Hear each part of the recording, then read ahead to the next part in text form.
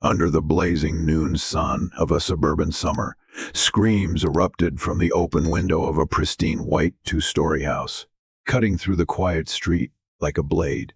"You're seriously wearing that to my dinner party?" yelled Madison, standing at the top of the staircase with one manicured hand on her hip, glaring down at the frail old man, adjusting the buttons on his tattered brown jacket.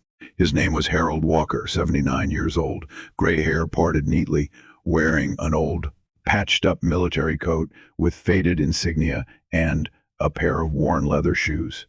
"It's embarrassing, Harold. People will think we dragged a homeless man in off the street." Harold didn't reply. He just kept fiddling with his buttons, hands shaking slightly from age and perhaps from the sting of the words. Behind him, little Ethan, his 7-year-old grandson, peeked out from the living room, hugging his teddy bear. "Grandpa's not homeless," the boy mumbled, barely audible. Madison rolled her eyes. "Stay out of this, Ethan." She looked back at her father-in-law. "Can't you at least wear something normal for once? You act like you're still in the army or something." "Because I was," Harold replied softly. "This coat has meaning." "Yeah, well, not to any of our guests. Just put on the polo I bought you. It's new, clean. Not that." Her lips curled in disgust. She turned away dramatically and stormed into the kitchen. "God help me if you make a fool of me tonight." In the corner, her husband Mark, Harold's son, kept his head down as he stirred the pot of chili on the stove. He hadn't spoken a word during the exchange. He rarely did when Madison went off. Harold said nothing more. Quietly, he turned and walked back toward the guest room. The clacking of his shoes on the wood floor echoed with hollow finality. That night, during the dinner party, Harold stayed in the room. He didn't come out, not even for cake. Mark tried to coax him, but Harold simply responded, "I don't want to upset Madison." The guests laughed and sipped their wine, the laughter floating through the house, past closed doors, and into the heart of a man who had faced gunfire without flinching, but now shrank from a daughter-in-law's sharp tongue. The next morning, Harold was gone. He left a note on the kitchen table, "Taking a walk." "Don't wait for me," Madison snorted when she saw it. "What is he? A teenager. Taking a walk. Great. Now I get to worry about a senile old man wandering off." Mark frowned. "Maybe you could just try being nicer to him." "Oh, please," she snapped.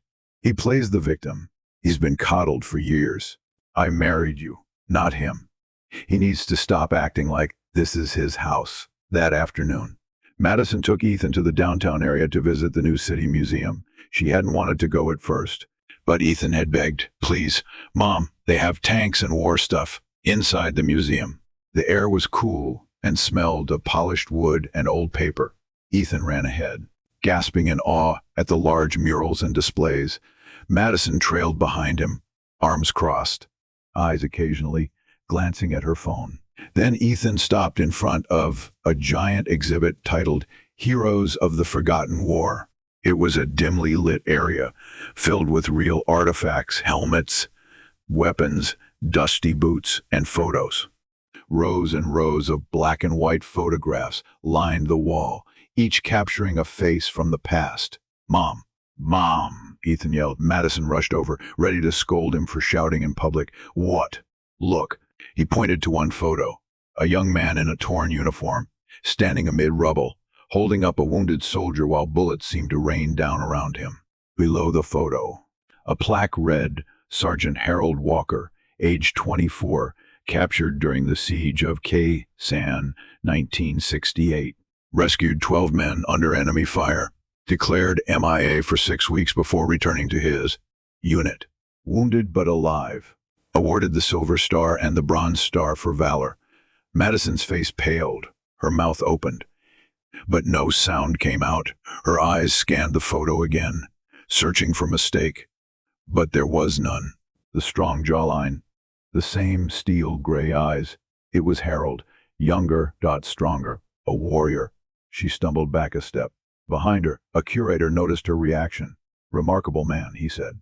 "One of the few who survived that particular siege. He never wanted much credit. Humble. Said his boys were the real heroes." Madison blinked, still frozen. "You knew him?" The curator nodded. Oh, yes. He came here a few months ago, donated his medals. Didn't want them just gathering dust at home. Said, if kids like your son could learn something from them, that was enough. Tears filled her eyes before she could stop them. Madison grabbed Ethan's hand. We need to go home, she whispered, her voice trembling. They drove in silence. Not a word passed between mother and son, until Ethan finally asked, Mom, is Grandpa a hero? Yes, she said, choking on the word. Yes, he is.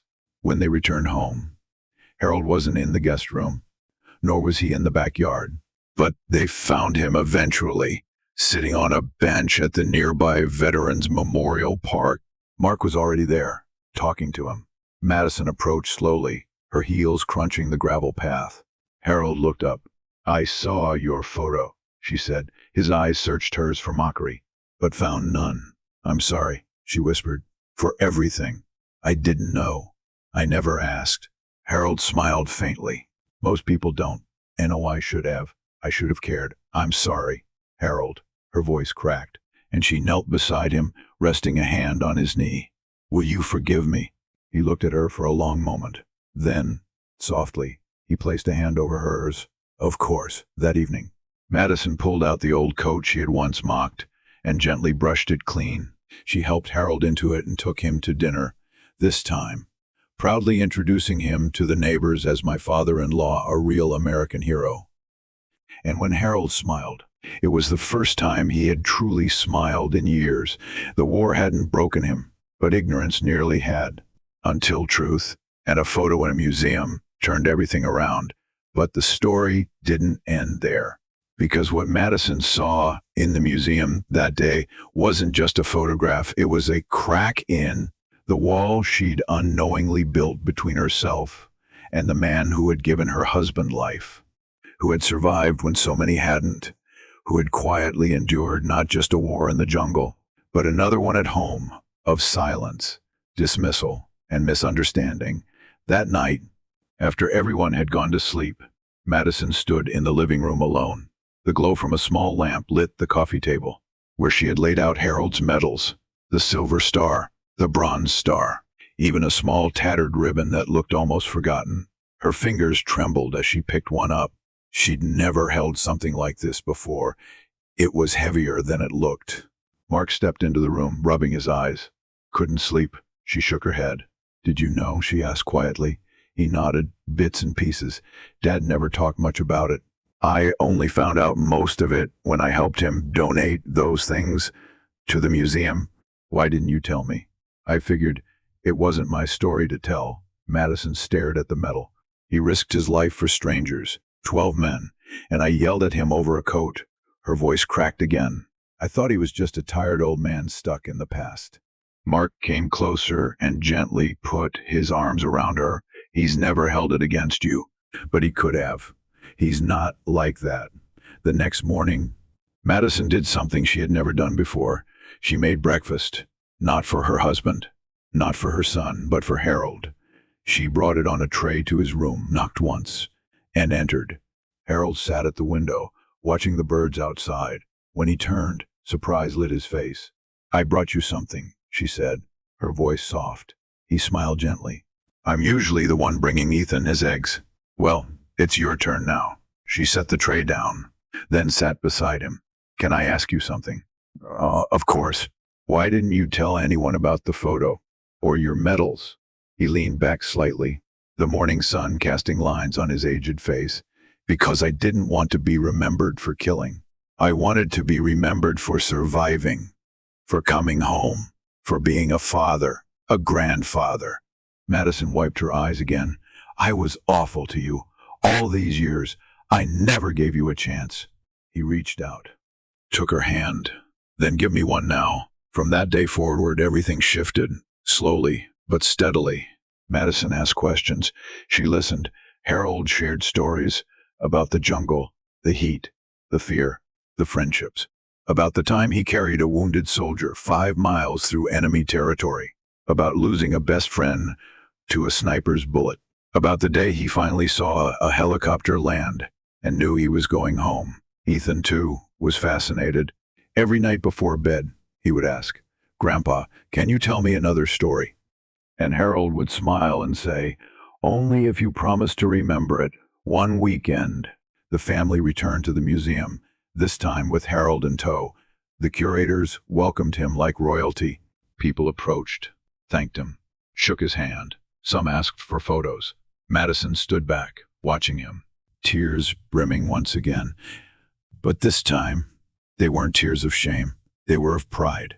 One reporter who had come to do a piece on the museum exhibits asked to interview Harold. At first, he hesitated, but then he agreed on one condition. "My daughter-in-law," he said, nodding toward Madison. "She gets to tell part of the story." The interview aired a week later, titled "The Hero in Our Home." It told not only Harold's story of bravery on the battlefield, but also the quiet courage it took to live a life of humility afterward. Madison spoke about her mistake, her discovery, her transformation. The video went viral. Veterans across the country sent letters. Young people visited the museum to see Harold's photo. And one day, not long after, Ethan came home from school with a crayon drawing.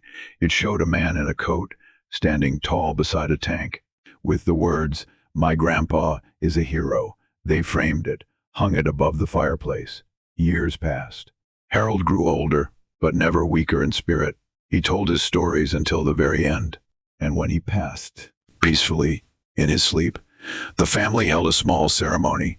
Madison gave the eulogy. She stood in front of a small crowd of friends, veterans, and family, her voice clear and unwavering. "I used to see an old man in a worn coat. I didn't understand him. I didn't try. But that coat carried a legacy. That man carried 12 soldiers through hell, and he carried me from ignorance to gratitude." She stepped down, took her seat next to Ethan, now a young teenager with his grandfather's quiet strength in his eyes. Later, they returned to the museum. A new section had been added. On a wall of honor, surrounded by letters and tokens from people across the nation, hung Harold's coat. Beneath it, a small plaque read, "Not every war is fought with guns. Some are fought with hearts. Harold Walker, hero, father, friend," and beside it, framed, was Ethan's drawing, crayon and all. The story that began with mockery had ended in legacy. And every person who walked through those museum doors saw not just a photo, not just a coat, but the power of truth, remembrance, and redemption, sparked by one tear in front of one photo on one unforgettable day. As the seasons changed, so did the heartbeat of the Walker household. The absence of Harold left a silence that was not empty, but sacred. Every creak of the wood floors, every morning glance at the empty bench by the garden carried his memory like a whispered hymn. Madison, now more grounded than she had ever been, found herself changed in subtle but profound ways. She no longer rushed through life with the same tightly wound perfectionism. She listened more, judged less, and most importantly, she began volunteering at the Veterans Center every Sunday. At first, she just served coffee. Then she began listening to the old stories, the kind Harold used to tell. Some veterans spoke freely, others took time, but she never rushed them, never dismissed them. She knew better now. One afternoon, as she was wiping down a table, a quiet man in a navy cap pulled out a photograph. It was a grainy picture of a young man holding a rifle, standing beside a muddy tank with an American flag tied to the antenna. "He ever talk about this one?" the man asked. Madison froze, then smiled gently. "That's Harold." The man looked up. "He saved my brother, carried him half a mile under fire after the chopper pulled away. We always thought my brother was gone. Then Harold brought him back." Madison sat down slowly across from the man. "He never talked much about it." "No, men like him never do." Madison pressed her hands together and nodded. "Thank you for telling me. It means more than you know." Back home, Ethan was growing fast. He had Harold's eyes now, the kind that saw more than people realized. He began writing stories for school, always about bravery, sacrifice, and second chances. One day, He came home with a printed essay titled "The Man in the Coat." Madison read it aloud. Sitting on the old porch swing that Harold had fixed up years ago, my grandpa wasn't loud. He didn't have a shiny car or fancy job, but he taught me more than anyone ever did. He taught me that real heroes don't shout. They whisper. They live quietly and love deeply. I want to be like him when I grow up, maybe not in war, but in peace. I want to carry people when they're tired, just like he carried his friends, just like he carried us. She wiped a tear from her cheek. He would have loved this. Mark smiled beside her. He'd be proud of both of you. Years later, when Ethan graduated from high school, he gave a speech as valedictorian. He stood on stage, tall and confident, wearing a pin on his chest, not a school emblem, but Harold's bronze star, gently polished and worn with honor. My hero didn't wear a cape, he said to the crowd. He wore a coat with holes in the sleeves, a coat my mom once hated until she realized it held a story. The auditorium fell into a hush as he continued. He never asked for applause. He never raised his voice. But the world was quieter when he spoke. I used to think heroes had to be strong and loud, but my grandpa taught me they just have to be true. In the crowd, Madison sat with her hands clasped over her heart, her eyes glistening. She wasn't the same woman who had once rolled her eyes and barked orders. She had been shaped, not by war, but by the quiet dignity of a man who had carried his pain without bitterness and offered forgiveness without demand. After the ceremony, they visited the museum one last time before Ethan left for college. The exhibit had grown again. Now there was a digital screen beside Harold's coat, playing videos of him speaking in that soft, gravelly voice, recounting his war days, not the blood or the bullets, but the brotherhood, the laughter in foxholes, the music of home drifting from a radio. And next to the screen stood a new glass case, added just months before. Inside was a small, worn leather notebook, Harold's journal, donated posthumously by Madison and Mark. On the first page, written in neat, deliberate handwriting, was a single sentence: "May those who come after me carry more kindness than pain." Madison stood with her hand pressed to the glass, Ethan beside her. "I used to think I had all the answers," she said. "But your grandfather, he taught me that the greatest thing we can do is listen." Ethan didn't speak. He simply wrapped his arms around his mother and held her tight. Outside the museum, the sun cast long shadows across the pavement. The world had moved on. Buildings changed. Streets filled. Wars ended. Others began. But Harold's story, like so many others almost forgotten, had found its place. Not just on a wall or in a museum, but in the hearts of a family once divided by misunderstanding. Madison continued to speak publicly from time to time, not as a woman seeking sympathy, but as one giving testimony. She spoke at schools, veterans groups, and women's events, sharing the story of the man in the coat, and how one photo in a quiet museum broke open a heart that had been closed for too long. She ended every talk the same way. We live surrounded by quiet giants. Sometimes all it takes is one moment, one picture, to see them for who they really are. My father-in-law didn't just save lives in a war. He saved me from myself. And every time someone would cry, someone would whisper thank you, someone would remember their own forgotten hero. And that, perhaps, was Harold's final gift. Not the medals, not the stories, but the seed of grace planted in one woman's heart, a heart that now carried others, just like he once did. Through the smoke and fire of a war no one ever fully came home from, the man in the coat never asked to be remembered, but he was, forever.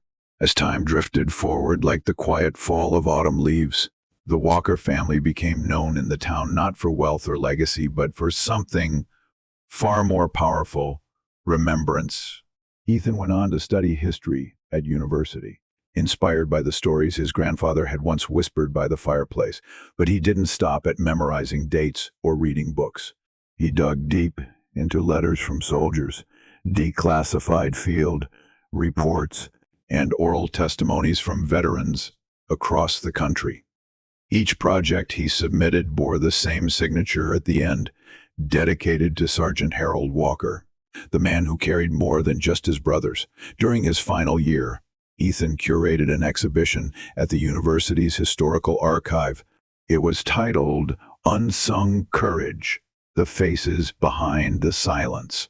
At the heart of the exhibit, in a glass case under soft lighting, stood a familiar brown coat, not the original, but an exact replica made from photos, memories, and the countless details Ethan had absorbed as a child.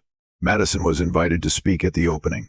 She had come a long way since her days of indifference, now a well-known voice in veteran support initiatives.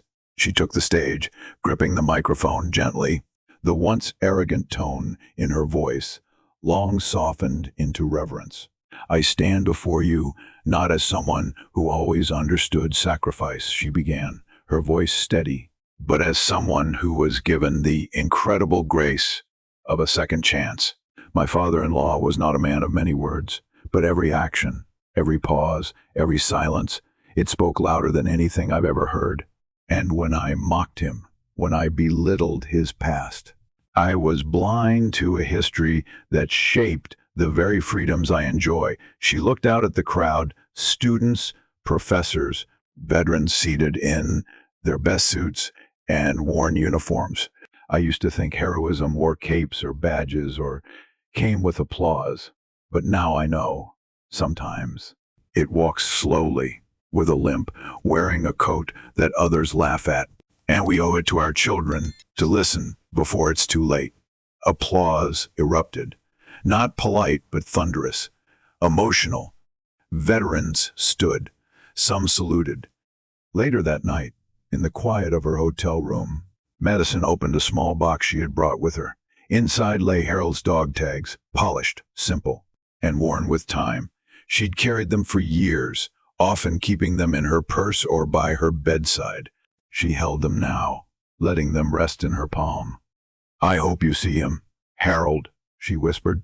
"I hope you see how your grandson walks in your steps back home." The museum had added a permanent section for Harold. Visitors came from other states to see the photo, the one that changed everything. Docents shared the story of how a single image turned misunderstanding into transformation. Teachers brought their students and told them, "Don't just learn history, listen to it." A letter arrived at the Walker home shortly after Ethan's exhibit ended. It was from the Secretary of Veterans Affairs. "Dear Mrs. Walker, we have followed your journey with great admiration. It is with honor that we inform you Harold Walker has been posthumously inducted into the National Hall of Valor for his service during the Vietnam War and for his enduring legacy of humility, family strength, and quiet heroism. We invite you and your family to Washington, D.C., where a permanent tribute will stand among the nation's greatest. With respect, Office of the Secretary." The ceremony was held 6 months later. The Capitol building stood tall under a bright blue sky. Madison wore a dark navy dress. Ethan wore his grandfather's tie. And Mark, steady and proud, held their hands as they stood before a plaque that now bore the name Harold Joseph Walker. During the dedication, the Secretary of Defense stepped forward. Harold Walker did not seek recognition. He did not ask for fame. But greatness, real greatness, does not hide. It lives in our values, in our families, in our quiet decisions. Today, we honor a man who saved lives on the battlefield and mended hearts at home. Afterward, Ethan was asked by a journalist what he hoped people would remember about his grandfather. He answered without hesitation, that he forgave, that he loved, and that one photo, one truth, can open eyes forever. The next morning, Madison stood alone at the National Mall before their flight home. In her hand was a folded letter she had never given Harold, written the night she first saw his photograph at the museum. She read it quietly to herself now. "Dear Harold, you were right. That coat mattered. You mattered. And I'm so sorry it took me so long to see you.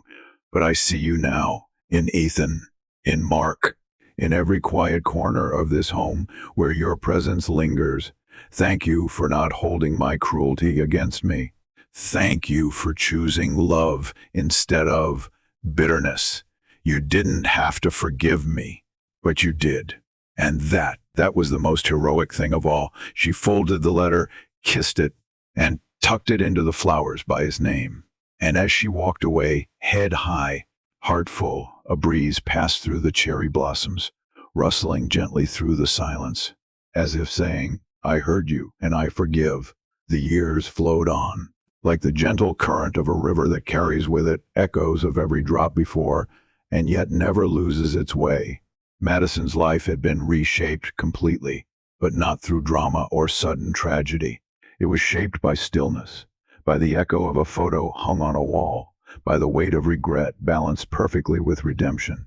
She often reflected on how close she'd come to missing it all, how a single moment of curiosity from her son, a single war-torn photograph in a quiet museum, had shifted the entire axis of their lives. Ethan graduated with honors and took up a position at the Smithsonian, curating exhibitions that told the stories of unrecognized heroes from forgotten wars. But he never let go of Harold's legacy. One day, he pitched a documentary, not about the war, not just about medals or military tactics, but about Harold Walker, the grandfather whose silence held more meaning than volumes of history books. The title was simple, The Man in the Brown Coat. Filming began quietly. Madison provided the heart of the story, sitting in the same living room where she had once snapped at Harold for wearing that very coat. She spoke with raw honesty about her shame, her awakening, her transformation. She didn't pretend to be the hero of the story. She only wanted people to see what she had once refused to. The documentary wove together interviews with veterans who had fought beside Harold, historians who analyzed the battle at Quezon, and family members who had been touched by his quiet courage. It concluded with a moving narration from Ethan, filmed at the museum where Harold's photo still hung. My grandfather never raised his voice, but when he stood up against fear, against violence, against my mother's ignorance, he didn't do it for glory. He did it for love, for home, for us. Some men wear their medals on their chest. He wore his under his skin. And now, we wear his memory in our hearts. When The Man in the Brown Coat premiered at a national film festival, the audience wept. Critics praised it as one of the most emotionally profound veteran stories ever told. But the true praise came from viewers, thousands of them, who wrote letters and emails saying things like, I never asked my father about the war, but now I will. I judge my grandfather like you once did. Thank you for helping me open my eyes.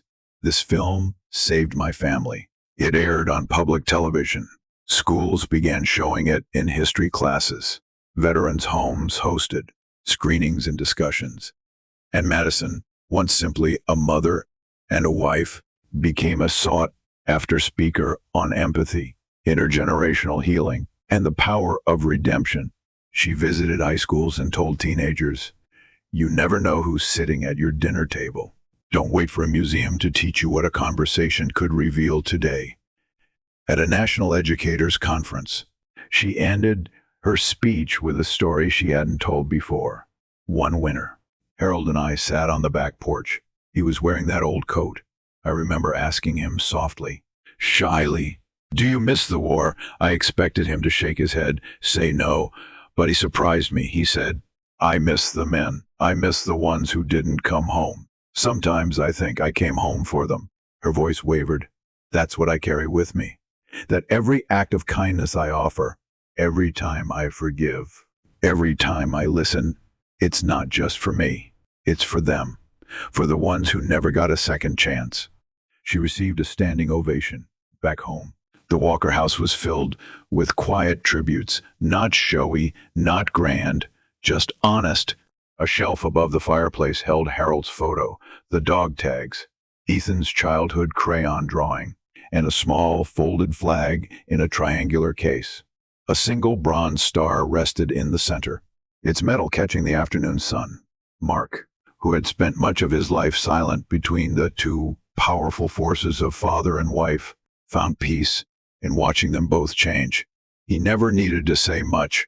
He had been the bridge, the quiet connector, and now he held their stories like precious stones, retelling them in family dinners, Sunday afternoons, and in the way he raised his grandchildren. Because, yes, there were grandchildren now. Ethan and his wife welcomed twin daughters. One of them they named Harriet, not for a trend or tradition, but to honor Harold in the most lasting way. As they grew, they would often ask about the man in the photo, the man in the coat. And Madison would smile, older now, with streaks of silver in her hair, and she would kneel beside them, point to the photo, and say, "That man saved the world, but more importantly, he saved us, not with bullets, but with forgiveness." On one particularly warm spring day, they visited Harold's resting place. Ethan held his daughter's hands. Madison laid fresh flowers. No cameras, no speeches, just family. They stood in silence for a while before little Harriet asked, "Did he ever know how much you loved him?" Madison's eyes shimmered. "Yes, sweetheart, I made sure he did," as the wind blew softly through the trees, carrying the scent of cherry blossoms and sun-warmed grass. Madison closed her eyes. She could almost hear his voice, soft, steady, forgiving. "I forgive you, Madison. Now go carry others." And she would. For the rest of her life, she would carry his story, and through it, she would carry every forgotten soldier, every overlooked elder, every misunderstood heart. Because once, a man in a brown coat walked quietly through her life and left it forever changed, and she would never forget him again.